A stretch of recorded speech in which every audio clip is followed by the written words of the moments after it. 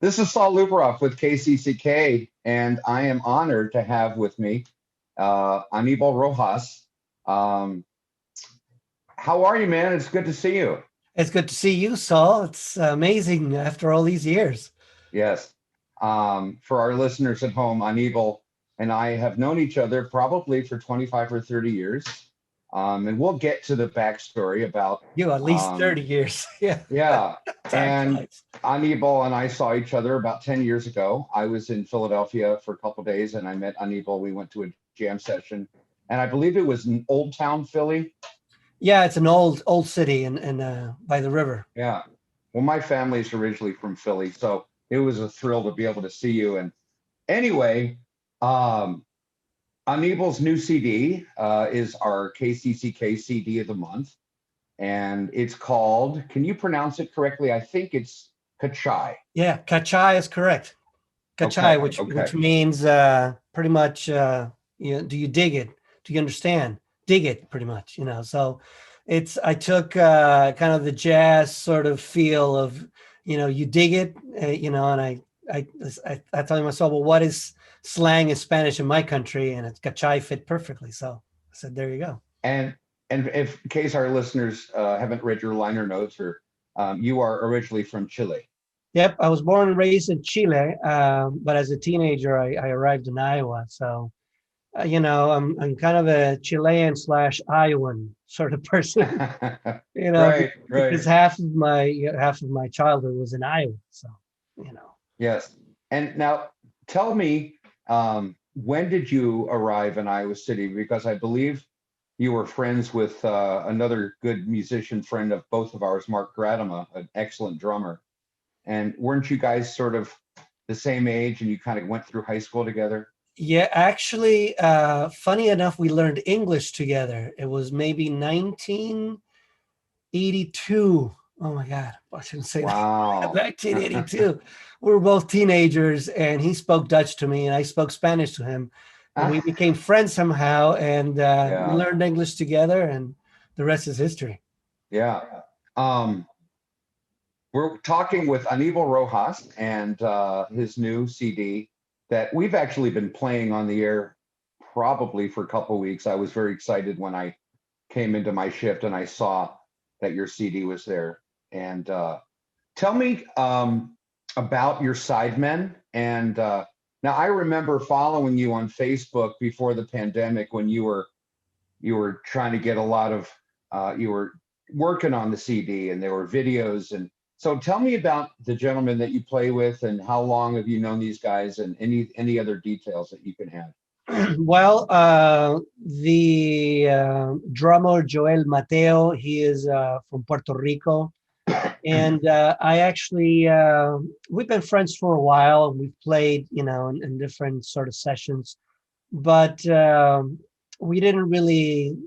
It wasn't until I played the Heineken Jazz Festival with Timbalaye, Ralph Irizarry, who's very famous here in New York City, and we had just finished recording the last record for that group.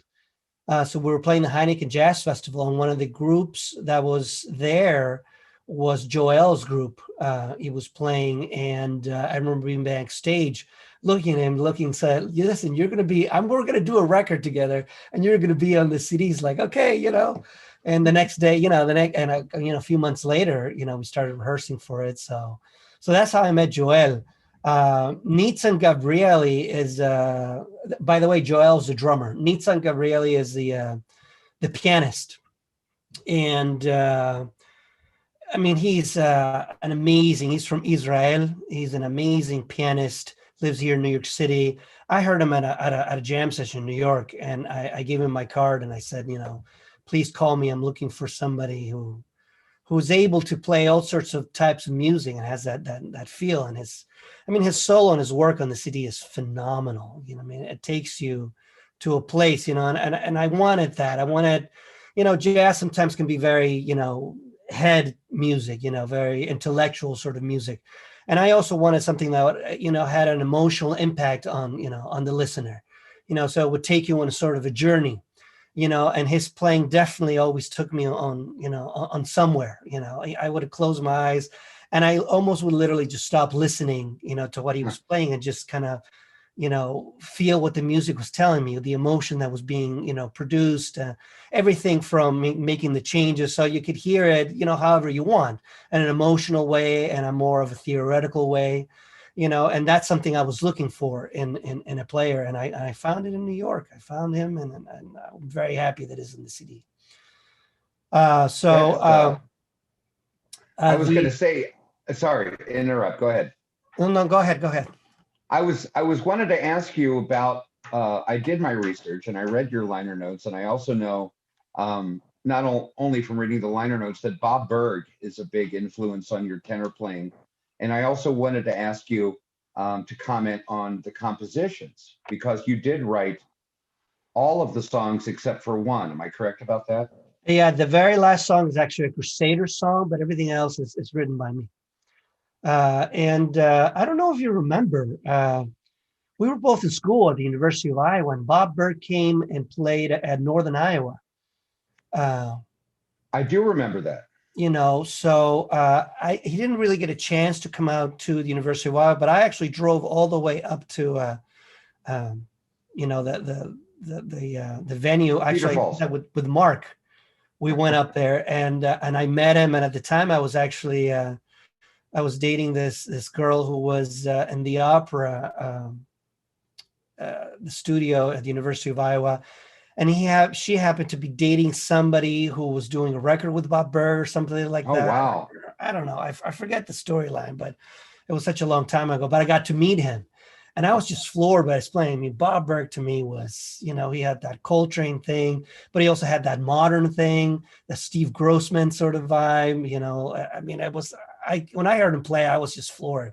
I'd never heard anything like it, and, Michael Brecker is one of those guys I heard for many years, but for me, sound wise, in terms of just such huge sound, for me, Bob Berg it's almost like he played in surround sound. The guy was ridiculous.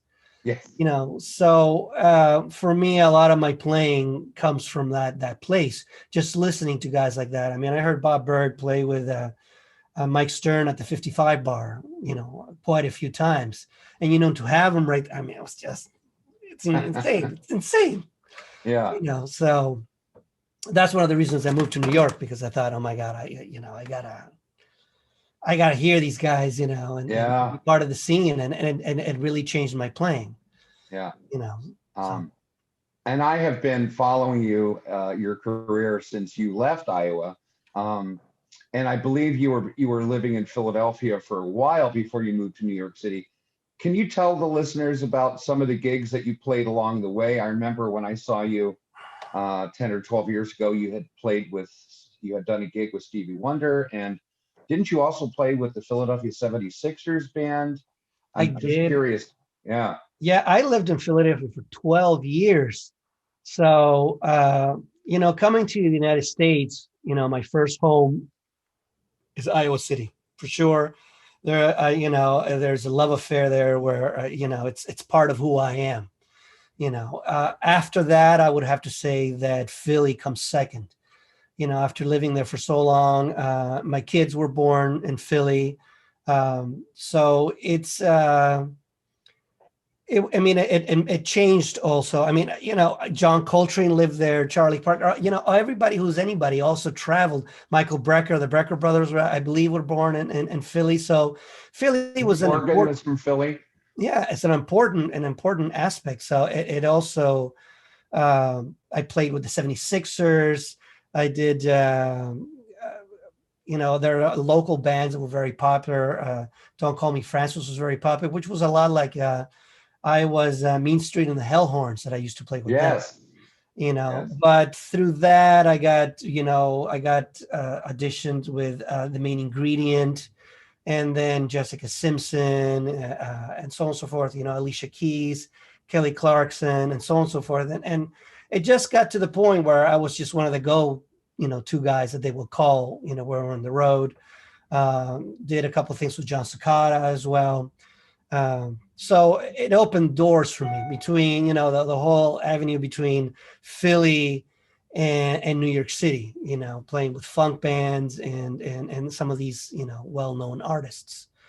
as well as some, great jazz musicians, especially in the Latin jazz sort of vibe.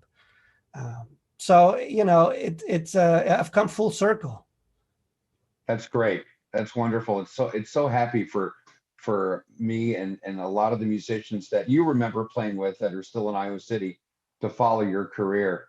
We're talking again with Anibal Rojas, whose new CD is called Kachai. It is our CD of the month for January.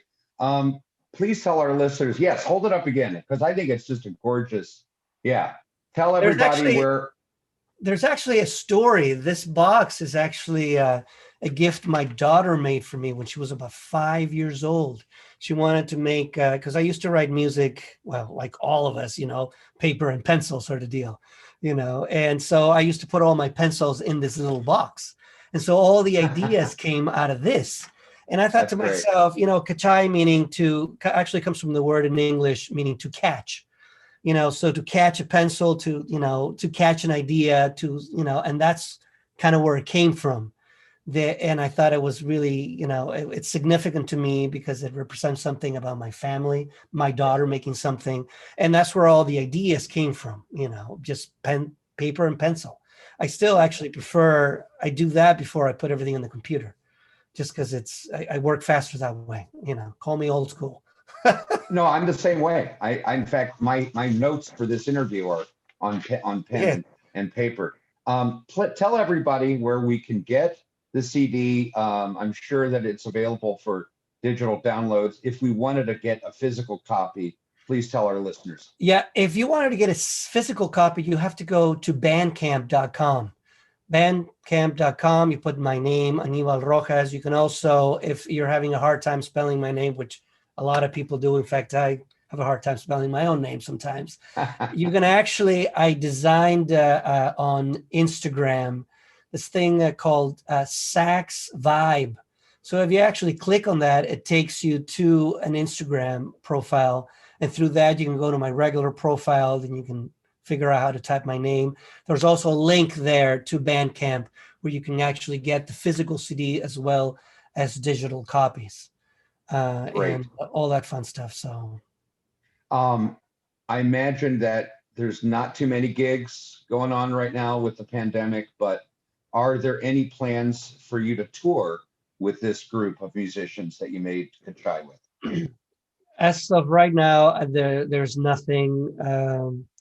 All my leaves are dried up, in the country as well as internationally.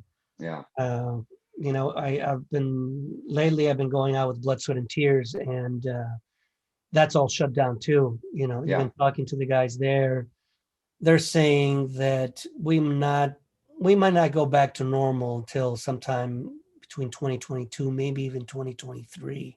Oh, wow. Just because it's so expensive to, you know, um, get a band, pay for food, hotel, travel, lodging, everything, plus, how much it costs to pay the musicians, pay the crew for the theater. You can't, it's impossible to work at 50% capacity. If you can only, Right. bring 50%, of the place, that's just not enough ticket sales, Right. to pay for everything, that the theater has to spend just to bring an artist, so it's going to be it's been a difficult time, and I think it's going to continue to be difficult for a while. For the time being, I'm actually considering doing some online, streaming, Facebook, maybe Sure. Instagram, Right.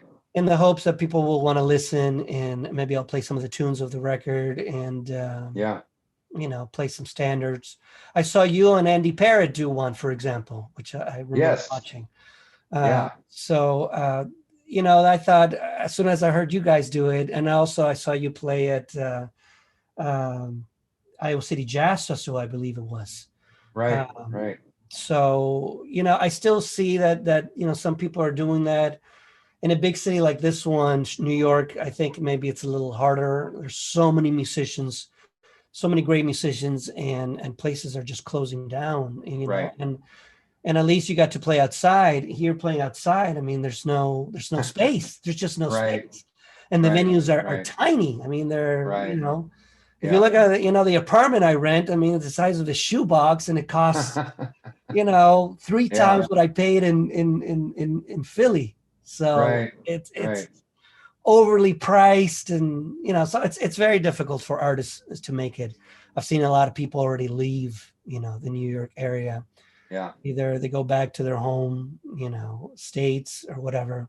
So I don't know what the future holds, but I'm keeping positive, and I know that people need music. If anything, everybody's suffering, not just musicians. It doesn't matter Right. what you do. So Right. many people have suffered. So many people have lost their lives. I mean, it's a terrible thing that we're going through right now. So I think more than ever, as artists, I think we need to push, positivity, and at least maybe even give somebody a break where they can sit down and maybe have a glass of wine in their own living room and listen to some live music. Hmm. Maybe they can ask for what they want to hear. Maybe they want to hear a pop number, maybe they want to hear a jazz number. But Yeah. we're part of the solution. We're Right. that's what you need in culture, and that's what it's all about. I mean, if you have whatever aliens coming down to investigate what human beings were all about, they're not going to worry about what the lawyers were doing or what the doctors were doing or what the mailman was doing. They're going to worry about they're going to try to understand who we were. They're going to study our culture. Well, how do you study culture? Well, you read books, you listen to the music. It's arts.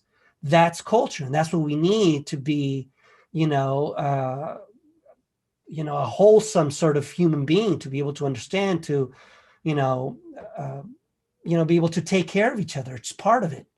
And It's so I think it's as artists, it's a really important thing that we keep going at all costs, because it is very valuable.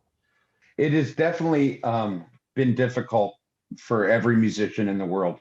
And I think what has been so challenging is we have never had a time in our history where music has been non-existent. I mean, during the worst part of the Depression and Prohibition, when people, barely had enough money, there was always music and there was always jobs, even more so back in the day. But I firmly believe that there is enough people that are so hungry for music in any form that we will make it through this period. And I hope that you could come to play at the Iowa City Jazz Festival um, sometime, maybe when everything is back to normal. But I do want to thank you for joining me, Anibal. It's been great to see you, even just through the computer. And once again, Anibal Rojas's new CD is called Kachai. Hold it up one more time. Yeah. Thank you, Saul. Thank you so much. Yes, it was so good to see you again, my friend. And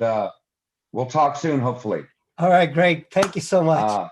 This is Saul Lubaroff for KCCK. Thanks.